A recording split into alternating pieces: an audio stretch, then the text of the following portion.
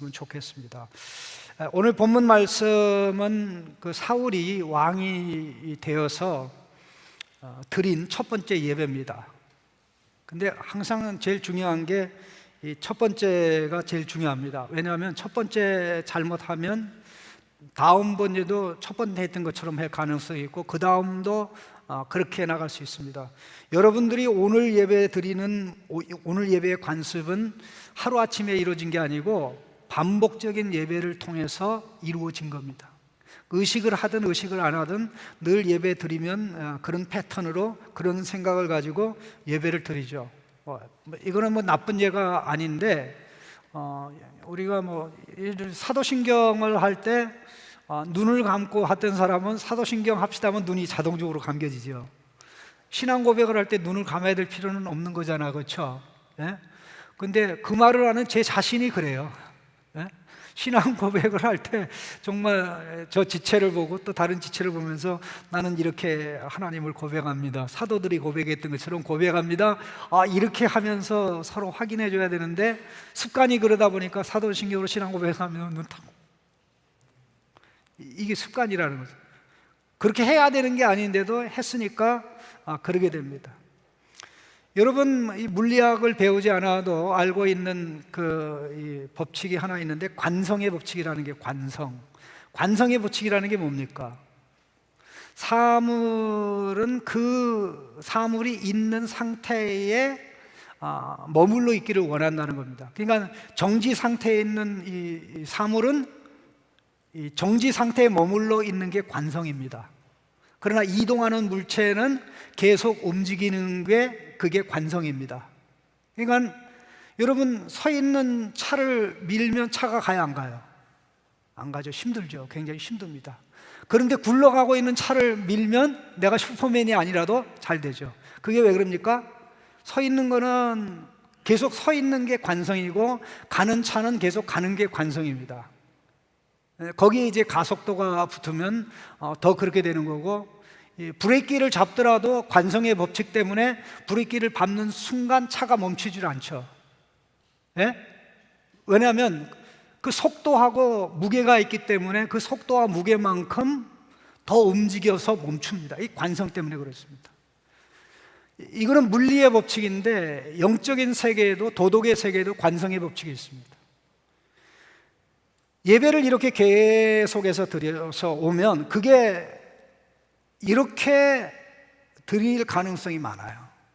그러니까 예배의 관습이 좋게 형성돼야 된다는 것입니다. 요즘 많이 듣는 얘기 중에 하나가 사람들이 요즘 시대에 와서 욕을 하는 사람들이 많이 생겼다고 그러더라고요. 욕을 안 하던 아주머니들, 또 심지어는 욕을 안 하던 목사님들까지 욕을 하는 대열에 멈춰섰는데, 처음에는 내가 욕해도 되나 이랬는데 이 상황이 이러다 보니까 욕을 하다 보니까 이제는 이 따발총처럼 따다다다다 이렇게 나오는 그런 상황인데, 이미 욕을 하는 관성이 형성됐기 때문에 욕을 안 하는 것보다 하는 게 훨씬 쉽다 이거죠. 그러면 하나님께서는 사울 왕을 너무나 사랑하시기 때문에 예배에 관한 이 부분을 사울 왕이 됐을 때 처음서부터 이런 방향으로 나가야 된다라고 교훈한 것이 오늘 본문 말씀인데요. 참 어떻게 보면 사울은 참 행복한 인물이면서도 동시에 불행한 인물입니다. 행복한 인물이라는 것은 400년의 사사시대를 끝내고 이제 왕정 시대를, 왕이 통치하는 시대를 이어주는 이 전환기적 인물 아닙니까? 전환기적 인물인데 정말 자기는 꿈에도 생각하지도 않았고 또 자기가 왕족도 아니고 사사시대 때 가장 문제가 됐던 지파 중에 하나가 베냐민 지파죠. 베냐민 지파의 엄청난 그 불미스러운 사건으로 인해서 11지파가 다 모여서 내란을 일으켜서 이 베냐민의 모든 군사들을 다 죽이고 600명 남았지 않습니까? 600명 남았는데 나중에 이제 이런 방법 저런 방법을 써서 결국 그들을 보존시켰는데, 그런 가문의 출신의 사울을 하나님이 시대의 필요에 의해서 백성의 요구를 수용해서 이제 왕으로 세워준 것입니다. 그야말로 영광 중에 영광이 아닐 수가 없죠. 그러나 또 다른 변으로 보면 왕을 어떻게 해야 되는지, 왕의 제도가 무엇인지 이런 것에 대한 경험도 없고 체험도 없는 가운데 사울이 가장 본받을 수 있는 가장 쉬운 모델이 어떤 모델입니까? 이방인의 왕 모델이죠. 주변 나라들의 왕 제도입니다. 또 백성들이 왕을 요구할 때 우리 주변의 나라들에게 왕이 있는 것처럼 우리에게도 왕을 세워주십시오 하니까 민의가 뭡니까? 이스라엘 백성 가운데 세워질 왕은 이방 나라 같은 왕이다 하는 어느 정도 공감대가 형성된 측면이 있는 것입니다. 그런데 이 출발 자체가 하나님이 기뻐하는 출발은 아니죠. 하나님에게 왕을 요구했을 때 하나님의 백성들은 하나님이 그들의 왕인 것을 부인한 겁니다. 하나님은 보이지 않고 주변 나라의 왕들은 보이니까 우리는 보이지 않는 하나님보다 보이는 왕을 세워주십시오라고 그럴 때 사무엘만 화가 난 것이 아니고 하나님은 화가 더 많이 났어요. 그래서 사무엘이 그냥 부락 하니까 하나님이 야, 나는 더 많이 화나. 그런데 내가 잘 참고 있거든. 들어줘. 그 왕을 통해서 한번 고생 실컷 해봐야 이제 정신 차리지.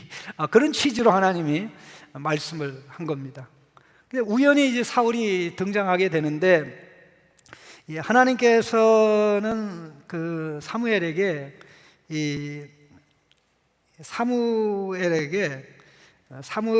사울이 이제 자기 집에 이 암나기를 몇 마리 잊어버렸어요. 그래서 이제 종과 함께 여기저기 다 찾아다니는데 나귀가 없는 거 있죠. 나귀가 없는데 마침 여기저기 찾다 보니까 선지자 사무엘의 고향 라마라는 성읍까지 오게 되었습니다. 거기 왔을 때 종이 주인님 여기 선지자가 있는데 선지자한테 가서 물어보면 아마 암나기의 행방을 가르쳐 줄 수도 있습니다. 그렇게 이야기를 해서 이제 사무엘을 찾아가는데 하루 전날 하나님께서는 사무엘에게 내가 내일 사울이라는 청년을 보낼 거다. 그를 왕으로 기름 부어라. 그렇게 해서 이제 은밀히 비밀리에 그 사울이 왕으로 기름 부음을 받게 됩니다. 그게 9장 27절입니다. 9장 27절 볼까요? 성읍 끝에 이름에 사무엘이 사울에게 이르되 사한에게 우리를 앞서게 하라 하니라. 사한이 앞서감으로 또 이르되 너는 이제 잠깐 서 있으라. 내가 하나님의 말씀을 내게 들려주리라 하더라. 이 성읍은 라마 성입니다. 사무엘의 고향이죠. 그래서 성읍 끝에라는 건 성읍에서 성읍 밖으로 나와가지고 이제 성읍이 끝나는 지점이니까 어떻게 보면 성읍 입구죠. 그래서 비밀리에 이제 왕으로 기름을 부은 겁니다. 기름을 부으면서 사울에게 세 가지 기적을 얘기를 합니다. 세 가지 징조가 있을 것인데 내가 얘기한 대로 일어나거든 너는 이제 하나님의 뜻을 쫓아서 행해라 하고 말씀하는데 그 세 가지 징조 중에 기적 중에 첫 번째 기적이 2절에 나옵니다. 10장 2절에 한번 같이 읽어볼까요? 내가 오늘 나를 떠나가다가 베냐민 경계 셀사에 있는 라헬의 묘실 곁에서 두 사람을 만나리니 그들이 내게 이르기를 네가 찾으러 갔던 암나기들을 찾은지라 내 아버지가 암나기들의 염려는 놓았으나 너로 말미암아 걱정하여 이르되 내 아들을 위하여 염려하려 하더라 할 것이요. 이 첫 번째 사무엘에게 기름을 받고 떠나서 가자마자 첫 번째 기적이 이겁니다. 근데 그게 이루어졌습니다. 그리고 두 번째 기적이 3절에 언급되어 있는데 3절 같이 읽어볼까요? 내가 거기서 더 나아가서 다볼 상수리 나무에 이르면 거기서 하나님을 배우려고 베델로 올라가는 세 사람을 만나리니 한 사람은 염소 새끼 셋을 이끌었고 한 사람은 떡 세 덩이를 가졌고 한 사람은 포도주 한 가죽 부대를 가진지라 그들이 내게 문안하고 떡 두 덩이를 주겠고 너는 그의 손에서 받으리라. 야, 어떻게 점쟁이도 아닌데 이렇게 정확하게 세 사람을 만날 것인데 세 사람 중에 하나는 염소 새끼 세 마리를 가지고 있고 그 중에 한 사람은 떡 세 덩이를 가지고 있고 그 중에 한 사람은 포도주 가죽 한 부대를 가지고 있는데 떡 세 덩이를 가지고 있는 사람이 너한테 떡 두 덩이를 줄 거다. 그러니까 두 덩이를 주면 자기는 두 덩이를 준 이유가 뭡니까? 사울 하나, 사울의 종 하나, 두 덩이 되겠죠? 그대로 이루어집니다.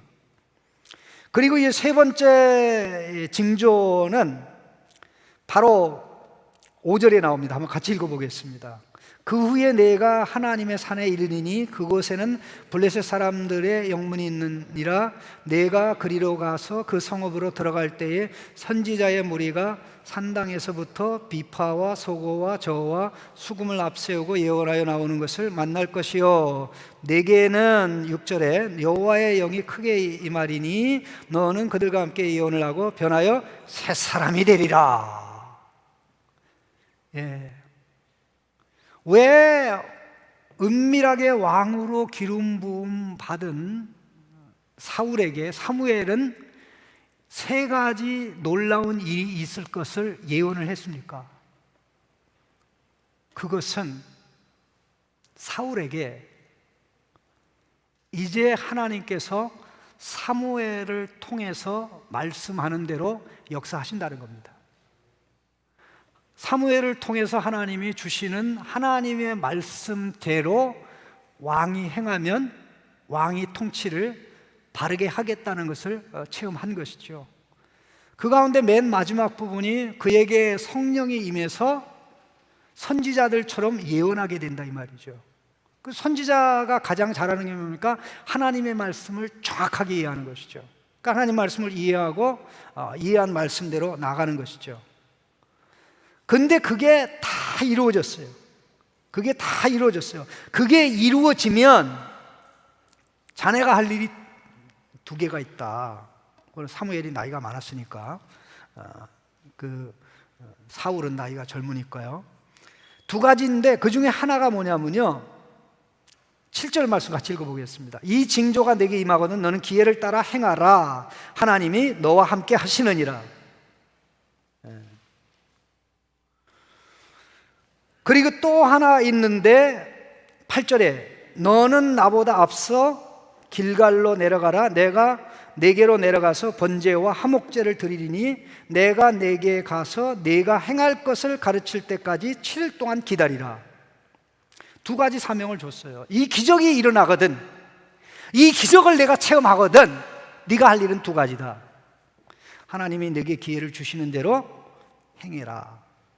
하나님이 너와 함께 하기 때문에 너는 능히 할 수 있다. 이 모든 것이 다 이루어졌습니다. 그런데 사울이 왕으로 기름 부음 받은 것은 사울의 종도 몰라요. 라마 사람 아무도 몰라. 이게 극비입니다. 그러니까 이제 아무도 왕이 돼 본 적이 없기 때문에 어떻게 왕을 세워야 되는지 모르는 상황에서 이제 모든 걸 새롭게 해야 되는 상황인데 이제 사무엘이 이 사실을 비밀로 하고 미스바에 하나님의 백성을 소집했습니다. 17절 말씀 읽어볼까요? 사무엘이 백성을 미스바로 불러 여호와 앞에 모으고 19절에 같이 읽어보겠습니다. 너희는 너희를 모든 재난과 고통 중에서 친히 구원하여 내신 너희의 하나님을 오늘 버리고 이르기를 우리 위에 왕을 세우라 하는도다. 그런즉 이제 너희의 지파대로 1000명씩 여호와 앞에 나오라. 그러면 생각해 보세요. 각 지파대로 1000명씩 나왔어요. 베냐민 지파 1000명, 유다 지파 1000명. 예? 생각을 해보세요. 그 지파 중에 베냐민 지파가 선택이 된 겁니다. 그러니까 베냐민 지파 1000명 중에 뽑힌 자가 사울이죠. 근데 사울은 왕이 되고 싶은 마음이 없었어요. 그래서 이 짐짝 사이에 숨어 있었는데 하나님이 가르쳐 줘가지고 결국 이제 그대가 왕으로 제비 뽑혔으니 이제 왕이 되어야 하는 그런 상황이 발생하겁니다. 그때 이 불량배들이 27절 한번 같이 읽어볼까요? 10장 27절에 어떤 불량배가 이르되 이 사람을 어떻게 우리를 구원하겠느냐 하고 멸시하여 예물을 바치지 아니하였으나 그는 잠잠하였더라.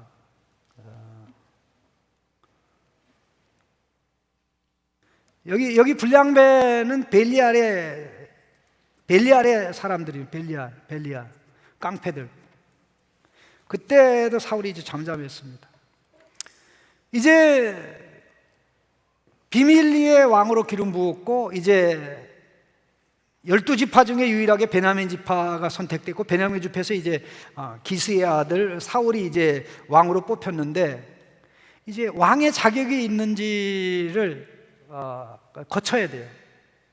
그게 바로 11장의 내용입니다. 11장의 내용입니다. 왜냐하면 아직 사사시대 말기고 왕정시대가 본격 시작되지 않았기 때문에 사람들의 이미지 속에는 이 군인의, 장군의 용감한 이 전략가, 전쟁에서 싸우는 사령관의 능력을 입증을 해야 되거든요. 바로 때마침 이 요단강 건너편 므낫세 자손들이 한 분파가 이제 길르앗 자손이라고 얘기하는데 암몬 족속들이 그들을 그렇게 많이 괴롭혔어요. 여러분 그 당시에 거기서 살지 않은 것에 대해서 좀 감사하기를 바랍니다. 남자들을 이 암몬 족속의 왕 나하스가 남자들의 오른쪽 눈을 다 뺐어요. 이 세상. 예? 남자들의 오른쪽 눈을 다 뺐어. 그래가지고 내가 오른쪽 눈 없으면 못 살지 하고 적지 않은 사람들이 요단강을 건너서 가나안 땅으로 도망왔어요. 그러니까 나하스가 화가 나가지고 모든 남자들은 전부 다 오른쪽 눈을 빼가지고 애꾸눈을 만들어 버렸는데 지금 이 눈이 멀쩡한 사람들이 있으니까 이 하나님 백성에게 요구를 한 겁니다. 그 눈이 멀쩡한 사람들 나한테 돌려보내지 않으면 내가 가서 너네들 아주 완전히 다 쓸어버리겠다.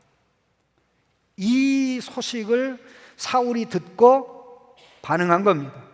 이 말을 듣는 순간 6절 말씀 보실까요? 사울이 이 말을 들을 때 하나님의 영이 그에게 크게 감동되며 그의 노가 크게 일어나 나쁜 놈이나 하면서 가만두지 않겠다 하면서 그냥 그 순간에 이미 임한 성령이 강력하게 역사하니까 이게 삼손처럼 강해진 거예요. 그래가지고 소 2마리를 짐승을 찢듯이 찢은 거예요. 짐승 찢어가지고 이거는 유다 지파, 이거는 어느 지파, 다 지파에 보내라니까는 일거에 어마어마하게 많은 이 백성들이 소집이 됐습니다. 이스라엘 자손이 30만이 소집이 되고 유다 지파가 3만이 소집이 됐습니다. 그 33만이 모인 겁니다. 그거. 그래가지고 암몬 자손을 쳐들어가가지고 암몬 자손을 멸망시킨 겁니다. 그렇게 되니까 이 사건으로 말미암아 사람들이 저 사람은 아무 힘없이 키만 큰 게 아니라 하나님이 세운 사람이네. 그렇게 해서 이제 마침내 길갈에 가서 왕으로 세우게 되었습니다. 11장 마지막 부분을 한번 보십시다. 11장 14절 15절입니다. 사무엘이 백성에게 이르되 오라 우리가 길갈로 가서 나라를 새롭게 하자. 모든 백성이 길갈로 가서 거기서 여호와 앞에서 사울을 왕으로 삼고 길갈에서 여호와 앞에 화목제를 드리고 사울과 이스라엘 모든 사람이 거기서 크게 기뻐하니라. 마침내 사울이 왕으로 취임한 겁니다. 네? 이 취임식 때 사무엘은 비장한 이야기를 했어요. 여러분, 내가 솔직한 말을 하겠습니다. 여러분이 하나님에게 왕을 달라고 한 것은 큰 잘못입니다. 하나님은 애굽에서부터 여러분의 왕으로 다스리고 지키고 인도하셨는데, 여러분이 하나님이 왕이 됨을 거절하고 주변 나라처럼 왕을 세워달라고 한 것입니다. 이제 여러분의 왕이 섰으니 여러분은 하나님 말씀대로 살아야 됩니다. 왕도 하나님 말씀대로, 백성 여러분도 하나님 말씀대로 서야 됩니다. 그렇지 않으면 여러분의 미래가 확실하지 않습니다. 우리 마지막 절 한번 보십시다. 마지막 절이 그 12장 24절, 25절입니다. 같이 읽어보겠습니다. 너희는 여호와께서 너희를 위하여 행하신 그 큰 일을 생각하여 오직 그를 경외하며 너희의 마음을 다하여 진실이 섬기라. 만일 너희가 여전히 악을 행하면 너희와 너희 왕이 다 멸망하리라.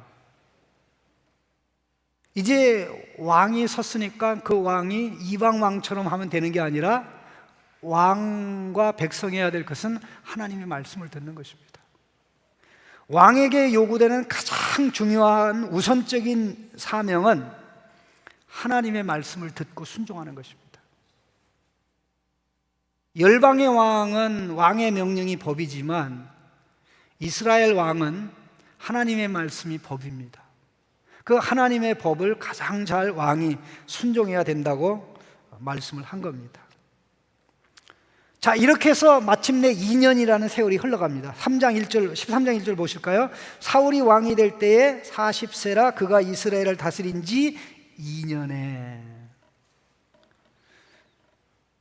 마침내 이제 사울은 이제 블레셋이 계속 이스라엘 백성을 괴롭히기 때문에 요나단, 그의 아들 요나단을 통해서 게바에 있는 블레셋 수비대를 기습 공격해 가지고 난리가 났어요.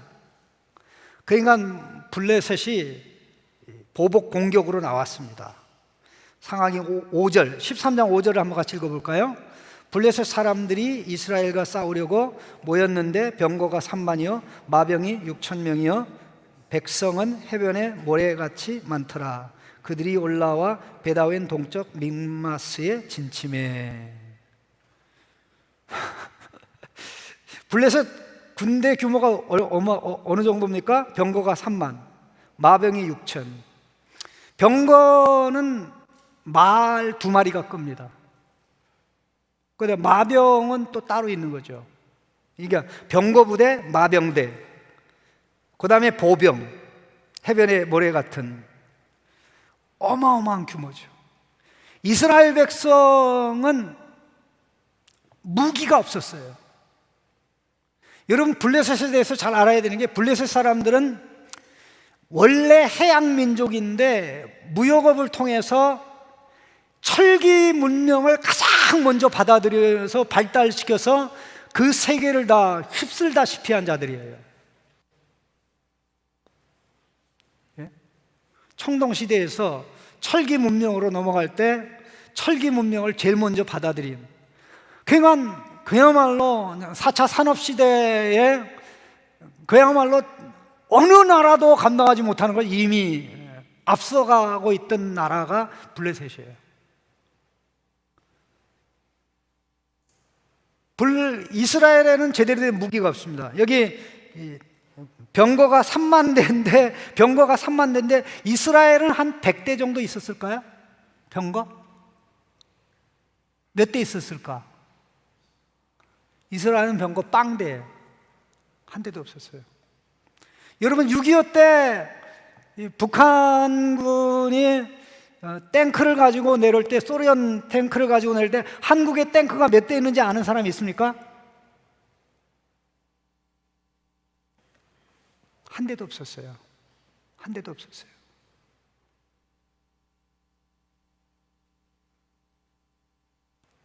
그 가평 일대로 탱크를 밀고 내려왔는데, 참 우리의 젊은이들이 12명이 수류탄, 포 같은 거, 그 다음에 연막탄, 이런 걸 가지고 무장해가지고 북한군 탱크 12대 중에 5대를 고철로 만들어 버렸고, 나머지를 다 포획을 했어요.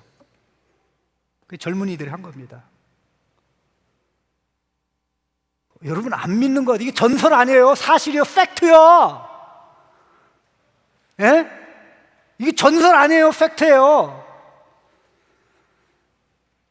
거기서 북한군이 막히는 바람에 서울을 점령해가지고 아무것도 못하고 서울에서 3일 동안 먹고 노는 거예요, 북한군이. 그러는 바람에 군인들이 재정비하고 후퇴할 수 있는 길이, 원래는 땡크부대 앞세워서 가평일도로 해서 양평으로 해가지고 수원 쪽으로 해서 이 철수하는 군인들을 다 그냥 작살내려고 하는데 이게 다 틀어진 거예요. 여러분들 같은 젊은이들 때문에.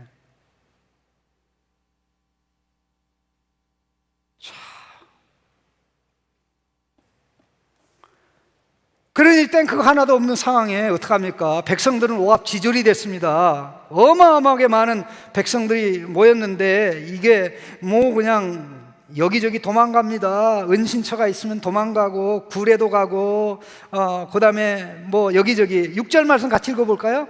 이스라엘 사람들이 위급함을 울고 절박하여 굴과 숲풀과 바위틈과 은밀한 곳과 웅덩이에 숨으며 7절에 보니까 어떤 사람들은 요단강을 건너 멀리 전쟁이 없는 곳을 피해갔죠. 이때 여러분이 왕이라면 어찌할까?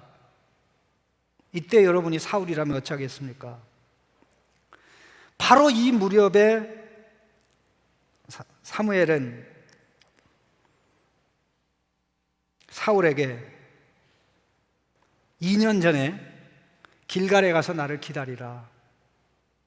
길갈에 가서 나를 기다려라. 그러면 내가 가면 번제와 화목제를 드리고 너에게 왕으로 어떻게 해야 될 것을 가르쳐 주겠다고 그랬습니다.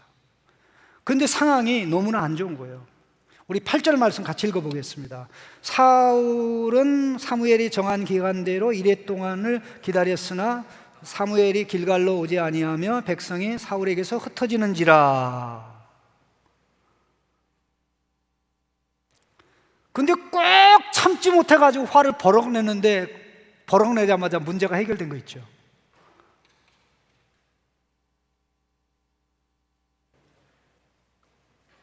10절 말씀, 번제를 드리기를 마치자마자 사무엘이 온지라 사울이 나가 맞으며 무난하네.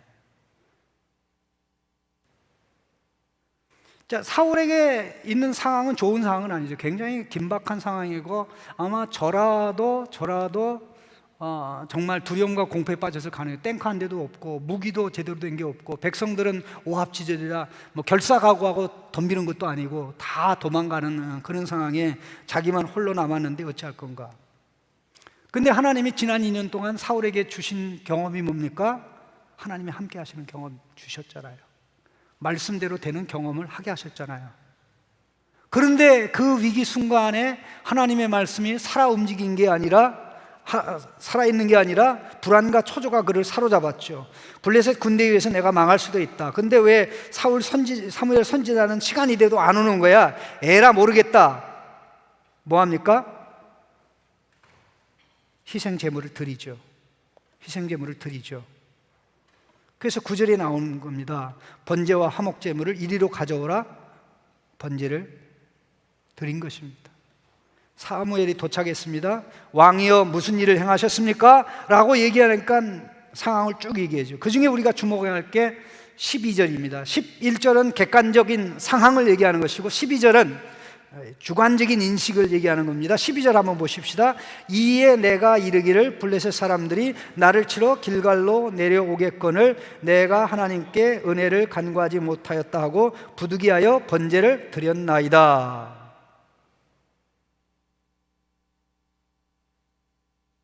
여기에 사울의 예배관이 나옵니다. 사울의 예배관이 나옵니다. 사울의 예배관은 제사관, 예배관은 어떤 관입니까?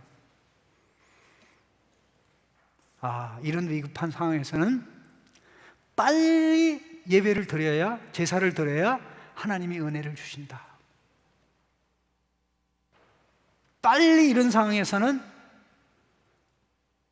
하나님의 말씀 제쳐놓고, 자, 길갈에서 제사를 드려야 될 사람은, 주재할 사람은 사무엘이죠. 길갈에서 기다렸던 이유가 그겁니다. 그 다음에 어떠한 경우에도 왕은 제사, 예배를 주관할 수가 없습니다. 희생 짐승을 제공하지만 모든 주관은 제사장이 하는 것입니다. 사무엘이 제사장 역할을 지금 과도기적인 상황에서 했습니다. 그런데 사무엘이 안 오니까 사울이 생각한 게 뭐예요? 내가 이렇게 해서라도 제사를 드려야 하나님이 나에게 은혜를 베풀어서 블레셋과 싸워 이기게 가겠다는 생각을 한 거죠. 사울의 예배관은 어떤 예배관입니까? 예배를 드려야 은혜를 받는다. 예배를 드려야 은혜를 받는다.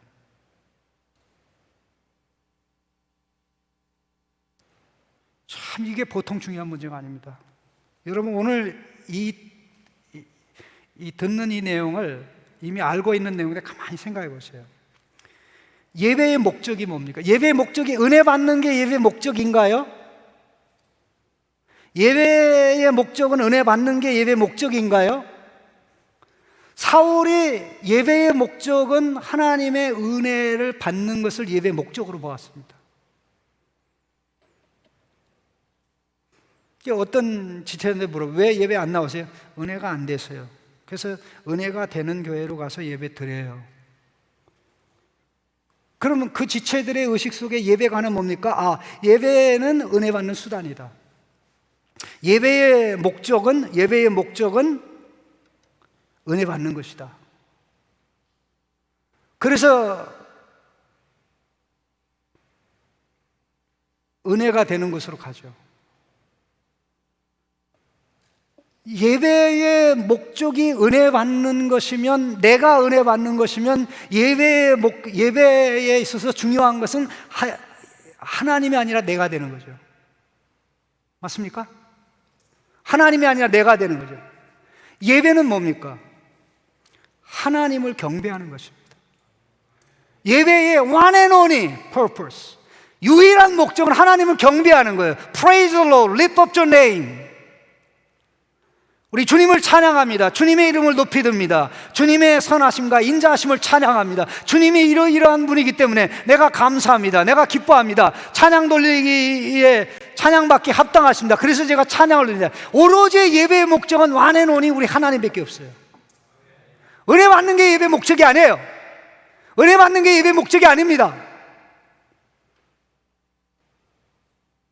친구 만나러 갔어요. 내가 너 좋아서 만나러 온 게 아니라 너한테 돈 빌리는 목적으로 왔어. 기분 좋아요, 안 좋아요? 예? 안 좋죠. 부모에게 찾아왔어요. 1년 만에 찾아왔어요. 어떻게 지내는지 묻지도 않아요. 제가 온 목적은 생활이 어려워서 왔습니다. 아버님, 그 집문서 하나 주세요.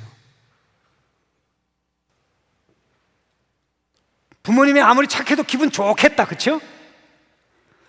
대견한 아들 줘서 행복하겠다, 그쵸? 아니죠. 예배의 목적은 하나님을 경배하는 것입니다.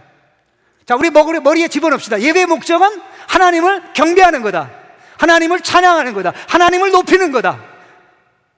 기도도 하나님을 높이는 것이에요. 하나님의 임재에 반응하는 거 아닙니까? 하나님의 영광에 반응하는 것 아닙니까? 하나님 말씀에 반응하는 거죠. 찬양도 하나님에게 반응하는 거죠. 기도도 하나님께 반응하는 거죠. 말씀 듣는 것도 하나님에게 반응하는 거죠. 헌금 드리는 것도 하나님에게 반응하는 거죠. 그래서 예배의 시작도 하나님에게, 진행도 하나님에게, 전부 다가 우리 하나님에게 합당한 반응을 하는 것입니다. 그럼 큰일 났네. 예배 목적이 은혜 받는 게 아니고 하나님을 경배하는 것이면 어쩐다? 예배의 목적은 하나님을 높이는 것이고 예배의 결과는 은혜입니다. 아멘? 순서가 바뀌면 안 돼. 예배의 목적은 하나님을 경배하는 것이고, 하나님 앞에 예배 드리면 하나님께서 우리에게 예상하지 못했던 은혜를 주신다. 여러분, 좋은 친구 만나서 사귀고 나면 기분 좋아요, 안 좋아요? 내 배우자가 될지 모르는 사람 만나서 사귀면 기분 좋아요, 안 좋아요? 그래서 기분이 좋은데, 위대하신 하나님, 창조주 하나님, 우리를 구원하기 위해서 아들 예수 그리스도를 보내신 그 하나님을 높이고 만나고 그분의 말씀을 듣는 게 기분이 째지지. 너무나 행복하지, 너무나 신나지, 살만 나지. 죽을만 날아가도 교회 와서 예배드리면 살만 나잖아. 또 나가면 또 죽을만 나지만, 그렇잖아요. 지금 이 예배관이 너무나 많이 잘못됐어요. 꼭 하나님을 빚쟁이로 생각해가지고 하나님께 필요가 있으면 열심히 예배드리고, 새벽 예배도 나가고 수요일도 나오고 금요일도 나오고 뭐 계속 나와가지고, 그래서 하나님께서는 일부러 속아줘요. 그러니까 내가 이렇게 하나님을 사랑해서 예배합니다.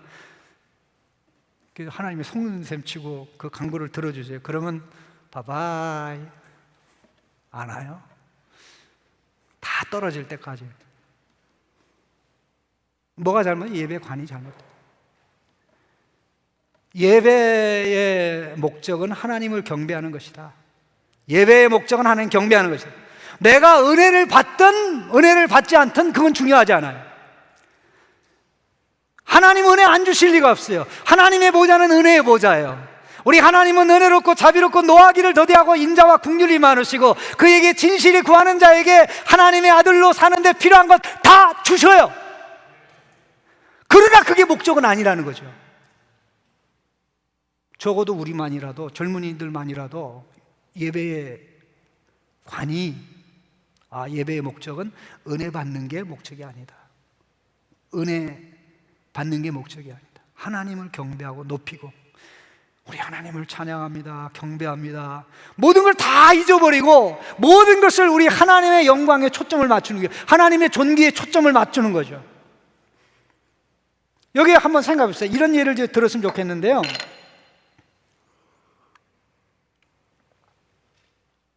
이 물을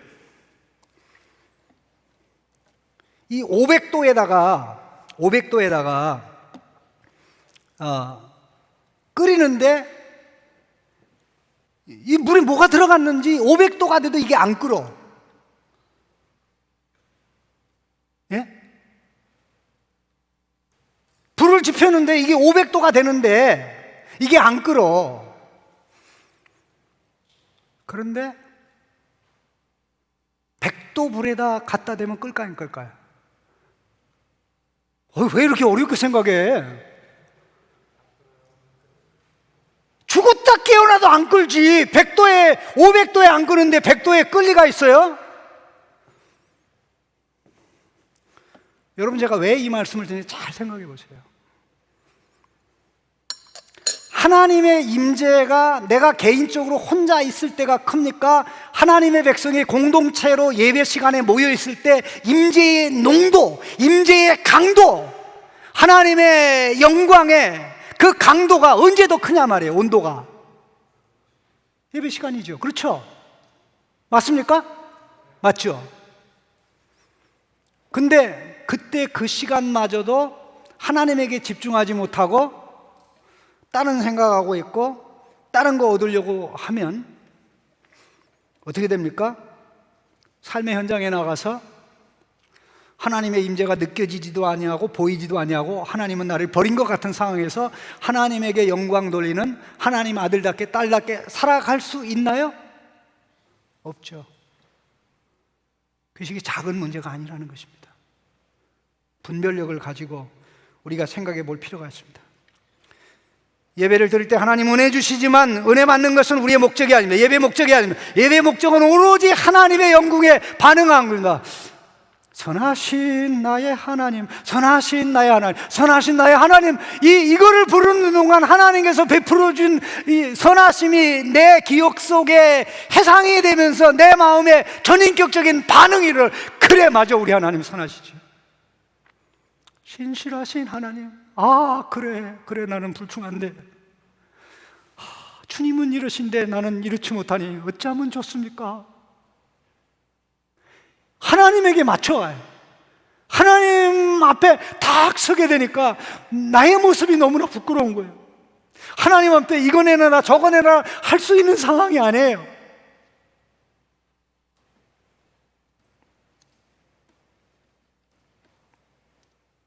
또 하나 사울의 잘못된 예배관이 있는데, 그는 제사로 예배로 순종을 대신하려고 했습니다.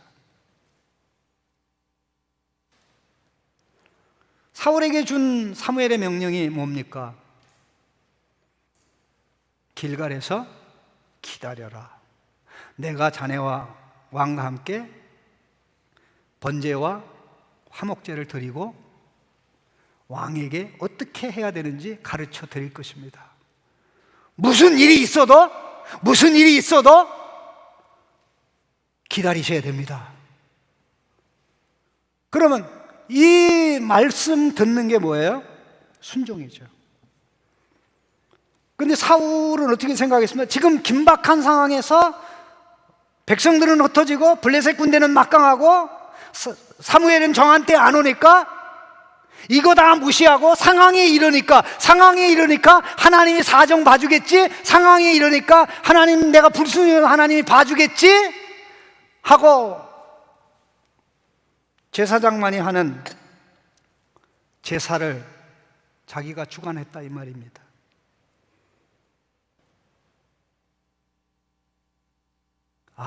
이런 상황에서는 하나님의 말씀을 안 따라가고 제사만 드려도 하나님이 함께 하신다. 한번 따라합시다. 예배는 순종을 대신하지 않습니다. 순종을 대신할 수 없습니다.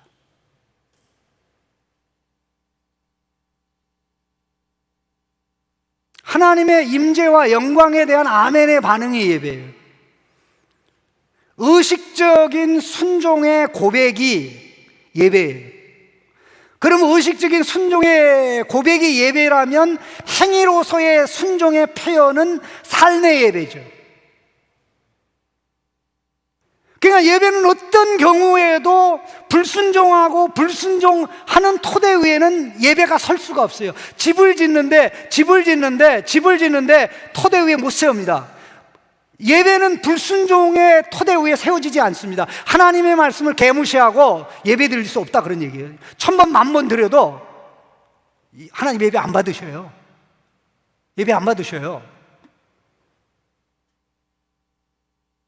학교에서 어떤 학생을 퇴학을 시켰어요. 정학을 시켰어요. 학교 오지 말라 그래요. 학교 와야 돼요, 안 와야 돼요? 가면 안 되죠. 규정입니다. 그럼 교회가 하나님의 말씀에 따라 어떤 행정 조치를 했어요. 그럼 따라야 돼요, 안 따라야 돼요? 그 따르는 게 하나님의 뜻이에요. 그거 완전히 무시하고 예배드려? 하나님 안 받아요. 노골적으로 하나님 무시하고 내가 이렇게 하나님 무시하니까 나머지 성도들도 나처럼 하나님 무시하세요, 교회의 지침을 따르지 말고 하고 싶은 대로 하세요 하고 메시지 던지는 거예요. 하나님이 분노하시지. 예? 자기가 억울해도 참 하나님 나 억울합니다. 그러나 내가 질서를 따르겠습니다. 그래야 회복의 길이 있고 소망의 길이 있는 거지. 무조건 고집을 부리고 예배 드리면 복 받으니까 하나님 말씀 하나도 안 들으면서 엄마 아빠 말을 안 들으면서 하나님 사랑해요, 엄마 존경해요, 아빠 존경해요, 세상에 이런 아빠가 어디 있어요, 이런 엄마가 어디 있어요. 부모가 기분 좋겠다, 그렇죠? 좋지 않아요. 우리 하나님은 우리가 예배를 드릴 때 하나님에게 사로잡혀서 하나님에게 집중해서 하나님의 아들로 딸로 살아가기 위해서 오로지 하나님에게만 집중하고 예배를 드리는 겁니다.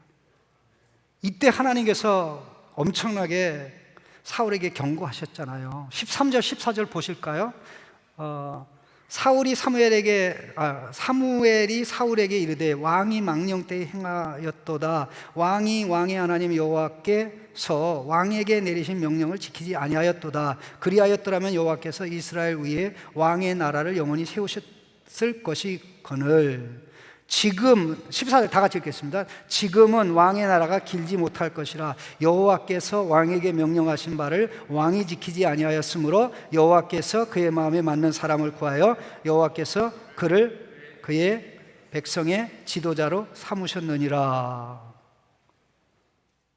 이게 하나님의 엄중 경고입니다. 이게 사울이 왕된 지 2년 될 때 일어난 겁니다. 그러면은 사울은 2년만 통치하고 이 제사 잘못 들여가지고 왕위가 폐위가 됐습니까? 안 됐습니까? 이게 중요한 거예요. 왕위가 폐위됐습니까? 안 됐습니까? 왕위가 폐위 안 됐어요. 사울이 왕으로 몇 년 통치했냐면요, 40년. 사울이 이 엄청난 죄를 진 다음 날 하나님이 제껴, 쟤는 왕이 안 돼, 내가 다윗을 세울 거야. 당장 그렇게 한 게 아니라 이 하나님의 말씀은 경고입니다. 경고예요. 사울이 예배관이 잘못돼서 이게 굳어져서 타성이 젖어가지고 잘못된 가면 이게 멈출 수가 없죠. 왜 우리가 바른 길로 못 가냐 이 말이죠. 그쪽으로 잘못된 길로 온 게 하나의 이게 관성이 됐기 때문에 그렇습니다.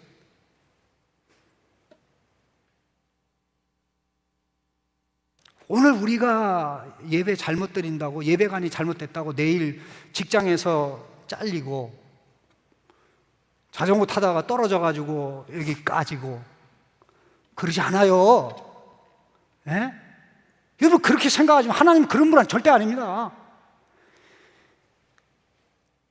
그런데 그런 일이 일어나지 않는다고 해서 우리를 사랑하는 하나님이 말씀만 해놓고 경고만 해놓고 절대 사랑하니까 안 다치게 한다 해놓고 계속 이렇게 무시하고 가면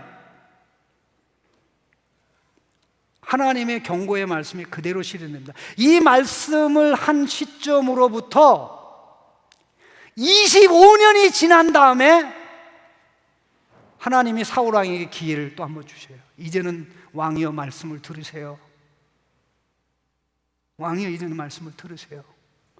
그런데 이때 이러한 엄중한 경고를 받고도 이 왕은 이렇게 생각하시면 안 됩니다. 하나님의 말씀 중심이 되어야 됩니다. 하나님 말씀에 순종하는 것이 예배에 우선합니다. 예배는 제사는 하나님 말씀의 순종의 기초 위에 세워지는 겁니다. 이렇게 안 하면 왕이 잘립니다. 왕의 나라가 오래가지 못합니다. 이렇게 했음에도 불구하고 계속 자기는 왕이니까